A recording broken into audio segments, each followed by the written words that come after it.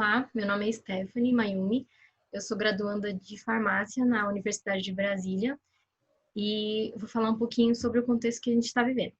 Nesse período de pandemia da Covid-19, essa é a segunda live de uma série de outras que fazem parte do projeto de extensão do Comitê Gestor do Plano de Contingência em Saúde da Universidade de Brasília, COES. Hoje temos como convidada a professora Daiane Galato. Boa noite, professora. Boa noite, Stephanie. Vamos começar a discussão a respeito da atuação do farmacêutico e sua importância durante a pandemia. A senhora pode, por favor? Certo, Stephanie. Como a Stephanie falou, né, ela é aluna do curso de farmácia, e aí a gente vai estar falando hoje sobre farmácia. Eu também sou farmacêutica, né, professora da Universidade de Brasília. Atualmente eu atuo no grupo de pesquisa em acesso e uso responsável de medicamentos, né, e também participo da Sociedade Brasileira de Farmácia Clínica, né. Então, falar de farmacêutico e da atuação desse profissional no âmbito da farmácia é algo que, para mim, é bastante interessante. Inicialmente, né, eu gostaria de falar que o farmacêutico está tendo um papel muito importante nesse momento da pandemia, né? A gente atua em diversas áreas, né? Uma delas é a área de análises clínicas, e a gente tem visto o quanto importante é a parte de diagnósticos, né, da Covid. Então, nós temos muitos farmacêuticos que estão trabalhando nos laboratórios de análises clínicas, fazendo os exames, geralmente de PCR, né, em tempo real, para o diagnóstico dessa doença.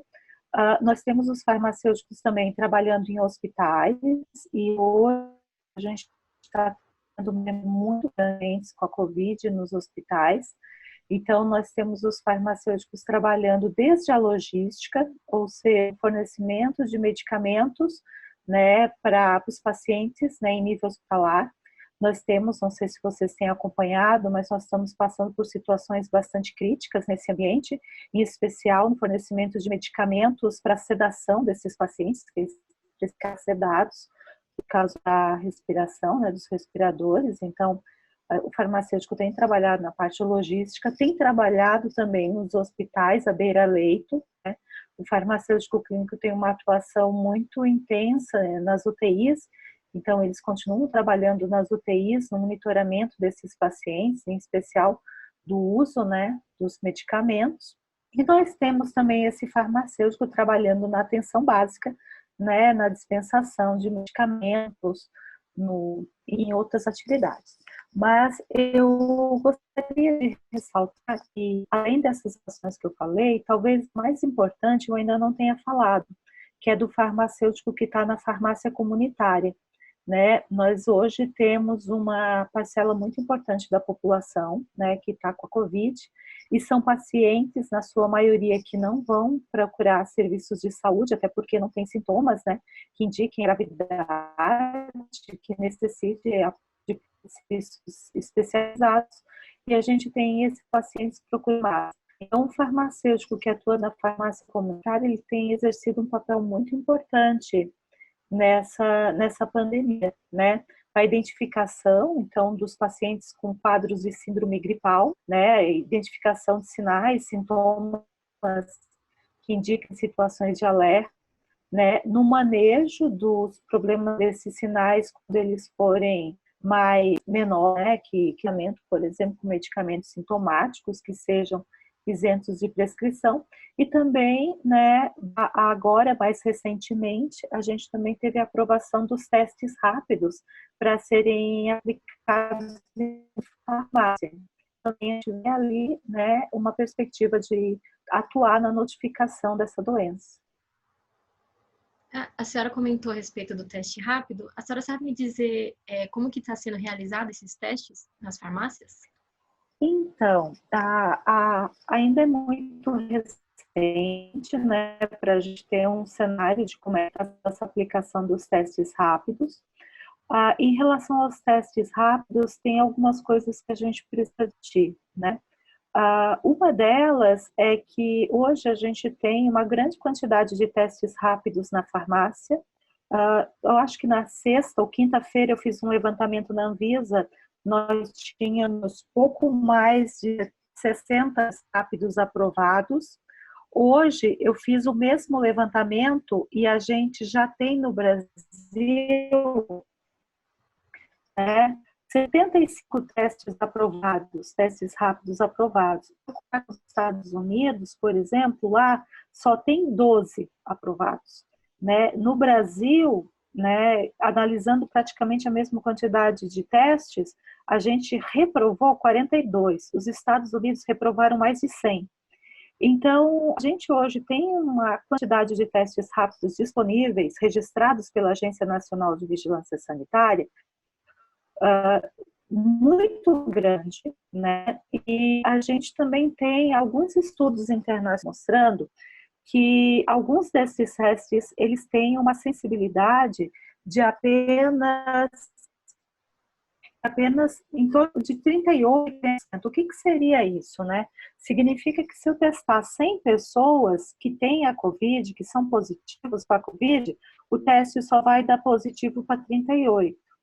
Né? Isso é uma situação bastante preocupante, porque a gente pode, se não selecionar corretamente, né?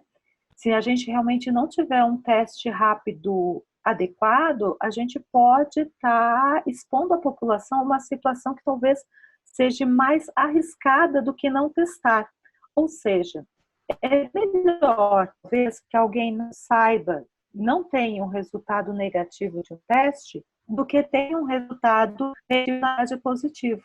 Né? Porque uma pessoa que sabidamente, né, está testada negativa, o que ela faz? Às vezes ela pode de fato não executar o isolamento social necessário, não tomar medidas de precaução realmente que sejam mais adequadas e pode estar transmitindo. A gente já sabe que paciente assintomático transmite. Inclusive, é uma recomendação da Sociedade Brasileira de Farmácia Clínica que mesmo que uma farmácia teste e o paciente teste negativo, se ele tiver a síndrome gripal, ou seja, sinais e sintomas característicos de uma gripe, resfriado, são os mesmos da COVID, que ele se mantém isolado.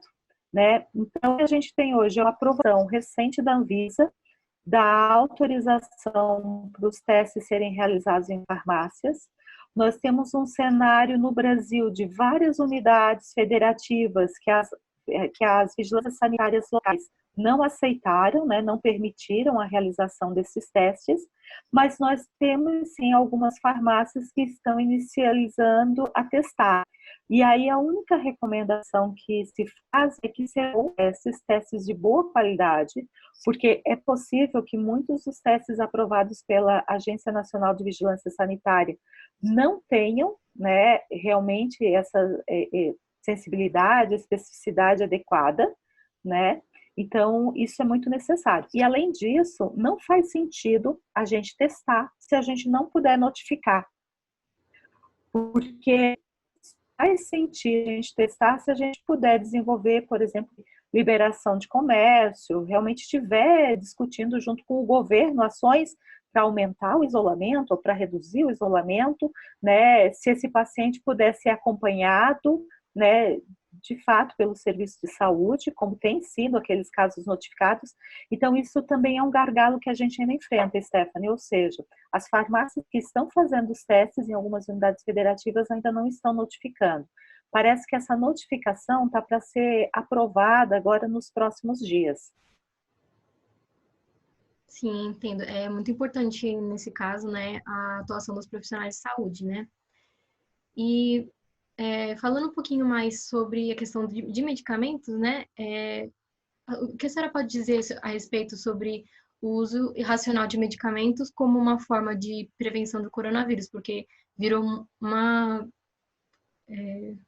É desespero, talvez seja uma palavra boa, né, para uma situação. Nós temos hoje, tu bem sabe, nós estamos hoje enfrentando uma pandemia, né, que é a Covid, causada por um vírus, que é o SARS-CoV-2, que é um coronavírus, né? Ele não é tão mortal, né, que nem a SARS, que a gente teve a epidemia alguns anos atrás, mas é uma doença que ela acaba tendo uma mortalidade uma letalidade que a gente não pode estar desconsiderando, né, e também existe uma necessidade de procurar serviços de saúde. A questão do uso racional, a gente pôde acompanhar, por exemplo, na semana passada, quando a gente viu, por exemplo, em Belém do Pará, né? Em Belém a gente já teve uma saturação do sistema de saúde, então as pessoas elas não veem perspectiva, ou seja, elas pensam da seguinte forma: se eu ficar doente e precisar do hospital, eu não vou ter acesso ao hospital, então eu preciso ter acesso a medicamentos. E o que eu vejo acontecer hoje, sabe, Stephanie, é uma situação muito parecida com aquela que a gente viveu alguns anos atrás da fosfetanolamina, quando a gente achou que teria uma pílula milagrosa para tratar o câncer. E naquele momento a gente teve um envolvimento político muito grande, né, da Câmara dos Deputados, por exemplo, né, dos políticos definindo o que era um medicamento que tinha que ser fornecido para a população, e não para a ciência fazer isso de uma forma adequada, né? E hoje a gente vê uma situação muito parecida. Então, nós estamos hoje numa situação de uma doença que a gente não tem um tratamento efetivo, né? E nem uma vacina para preveni-la, né? Então, nós não temos como prevenir, e as pessoas que têm, né, e tem o quadro grave, a gente não tem um medicamento que seja totalmente efetivo. Então, quando acontece uma situação dessa, o primeiro momento, o que a ciência faz? Ela tenta fazer reproposição de medicamentos. Então, por exemplo, na live passada, até a professora Isabel comentava a respeito de alguns medicamentos que já eram utilizados para coronavírus, ou já eram utilizados, por exemplo, para malária, e estavam sendo repropostos, né? Ou seja, as pessoas estavam tentando, os pesquisadores estavam estudando aqueles medicamentos. E a gente tem uma série de reproposições, né? Eu acho que a mais famosa foi a cloroquina, a hidroxicloroquina, que a gente teve o governo brasileiro, por meio do Bolsonaro, o governo americano, por meio do Trump, já prescrevendo esse medicamento, e a gente tem uma quantidade enorme de pessoas que passam a usar, tem uma quantidade enorme de pesquisas que passam a ser realizadas pelo mundo todo, e hoje a gente já começa a colher os resultados dessas pesquisas, mostrando que esses medicamentos eles não são, né, efetivos, de fato, para o tratamento dessa doença. A mesma coisa a gente viu para outros medicamentos, como, por exemplo, a nitazoxanida, a ivermectina, por exemplo, que são antiparasitários, que também foram, em algum momento, repropostos para o tratamento, e cada vez que isso acontece, a gente viu mais, de uma forma mais intensa, no caso da cloroquina, existe uma corrida da população que vai até as farmácias para medicamentos com ou sem prescrição médica e acaba adquirindo esse medicamento. No caso da cloroquina, a gente teve um desabastecimento tão grande no mercado, e pessoas que, por exemplo, têm lúpus, têm gota, que também utilizam esse medicamento, acabaram ficando sem acessar. Então, a gente vê muito isso. Mas a história não para por aí, por exemplo. Acho que a primeira notícia que a gente teve a respeito de Covid e medicamentos foi em relação ao ibuprofeno, né? Teve uma reportagem também de um político que falou, né, um político francês que comentou, olha, parece que o ibuprofeno agrava os casos de Covid. Então, por um bom tempo, a gente sugeriu que não se usasse, né, ibuprofeno. Hoje, a gente já vê que não tem sustentação científica para não se usar ibuprofeno, né, em casos de Covid. Mas, mesmo assim, a maior parte das instituições ainda sugere o uso, por exemplo, do paracetamol.